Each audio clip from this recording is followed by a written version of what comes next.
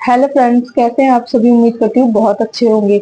आज की ये जो वीडियो है तो मैथ के लिए काफी ज्यादा इंपॉर्टेंट होने वाली है। इसमें मैं अपनी मैथ की जर्नी आपके साथ शेयर करने वाली हूँ कि मेरी मैथ में कितने मार्क्स थे या मैंने अपना मैथ कैसे कंप्लीट किया, बेसिक मैथ मैंने कैसे क्लियर किया। तो आप वीडियो को एंड तक जरूर देखिए और चैनल को सब्सक्राइब कर लीजिए ताकि कोई भी इन्फॉर्मेशन आए वो टाइम से आप तक पहुंच सके। तो देखिए, जो मेरी मैथ की जर्नी है वो काफी इंटरेस्टिंग रही है। जब मैंने कोचिंग स्टार्ट की थी उस टाइम पर कोई भी मेंटर या कोई भी गाइड करने वाला नहीं था। जब मैंने कोचिंग स्टार्ट की थी वो 2020 में स्टार्ट की थी। तो मैंने सबसे पहले ऑफलाइन कोचिंग स्टार्ट की थी जब मैं बीएससी कर रही थी। वैसे मैंने ग्रेजुएशन में बीएससी किया है और उसमें मेरे पास 10th में भी मैथ ही थी, 12th में भी मैथ सब्जेक्ट था और बीएससी भी मैंने मैथ से ही किया है। लेकिन जो बीएससी का मैथ होता है, ग्रेजुएशन का मैथ होता है, वो इस कॉम्पिटिशन के मैथ से काफी अलग होता है। वो अलजेब्रा होता है उसमें, लेकिन इसमें सिर्फ अर्थमेटिक मैथ होता है। तो जब मैंने अपनी कोचिंग स्टार्ट की ऑफलाइन, तो वो कोचिंग मैं 1-2 महीना ही कर पाई थी। उसमें कुछ भी समझ में नहीं आता था क्योंकि घर पे काम का प्रेशर होता था और फिर कोचिंग जाना, तो वो काफी मुश्किल हो जाता था। और जो मतलब मेरा गांव था वो काफी रोड से भी काफी अंदर था, जिसकी वजह से कोई साधन नहीं मिल पाता था कोचिंग जाने के लिए। तो उसमें काफी प्रॉब्लम हुई, तो मैंने 2 महीने बाद ही कोचिंग अपनी छोड़ दी थी ऑफलाइन। तो जो कोचिंग वाले भैया थे उन्होंने ही मुझे सजेस्ट किया था कि मैं आपको, रोजगार बिलंकित नाम से एक चैनल है और वो मैथ काफी अच्छा पढ़ाते हैं। उन्होंने किसी और सब्जेक्ट के लिए नहीं बोला, उन्होंने बोला कि तुम अपना बेसिक वहां से क्लियर कर सकती हो। तब मैंने फोन लिया, पापा से बोल के फोन दिया। मेरे पास फोन भी नहीं था तब, पापा से बोल के फोन लिया, पुराना फोन मैंने परचेज किया। तब मैंने उसमें अंकित भाटी सर की क्लास देखी। तब उसमें अंकित भाटी सर ही मैथ पढ़ाते थे। तो जो मैंने मैथ के सारे चैप्टर्स देखे, पढ़े, तब मुझे पता चला कि कितने चैप्टर्स होते हैं, नंबर सिस्टम कुछ होता है या औसत, एवरेज, लेस है, मैथ्स है, ये सब तब पता चला कि ये सब होते हैं। लेकिन इनमें जो, अगर आप ट्रिक मेथड से पढ़ते हैं तो ट्रिक को याद रख पाना काफी मुश्किल होता है।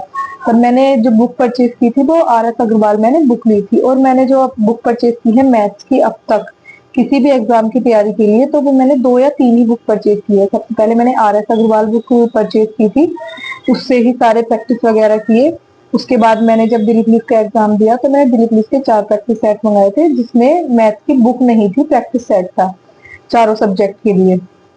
तो अब मैं आपको सजेस्ट करना चाहूंगी कि कोई जरूरी नहीं होता कि आपको महंगी बुक ही खरीदनी है या महंगे कोर्स खरीदने हैं। आप यूट्यूब से भी अपनी तैयारी कर सकते हैं और अपने नोट्स आप मैथ के बनाइए। जब आप अपने मैथ की बेसिक से, बिल्कुल बेसिक से अपने स्टार्ट कीजिए। कोई कोई टीचर्स ऐसे होते हैं जो कैलकुलेशन भी कराते हैं। जो एसएससीजीडी का जो एक परमवीर बैच है वो काफी अच्छा है, जो कि आपको फ्री में यूट्यूब पर मिल जाएगा। और उसमें जो मैथ पढ़ा रखा है वो काफी अच्छा पढ़ा रखा है।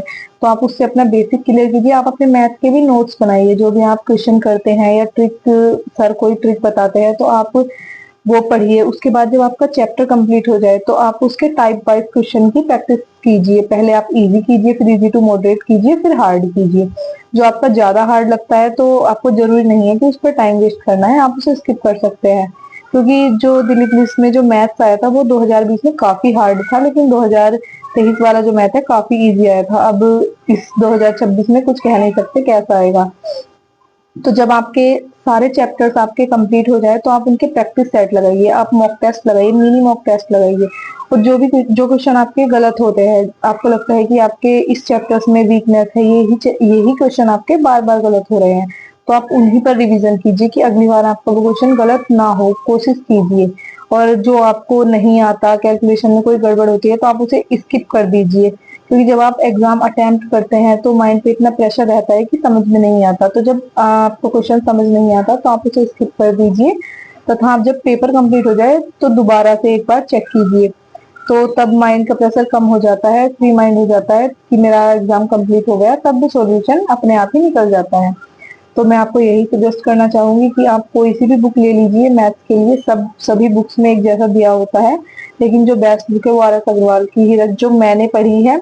और प्रैक्टिस सेट के लिए आप रोजगार विद अंकित की ही मंगा सकते हैं। अभी राहुल सर ने भी एक बुक लॉन्च की है, राहुल सेठिया सर ने भी, तो आप वो बुक मंगा सकते हैं। आप बुक कोई सी भी लीजिए, सब में एक जैसा ही दिया होता है। बात है आपकी प्रैक्टिस पर कि आप कितनी प्रैक्टिस करते हैं, कितना आप पढ़ाई करते हैं।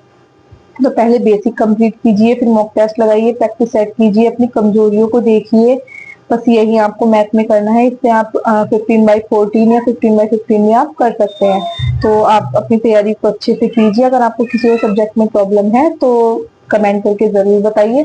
All the best for your exam.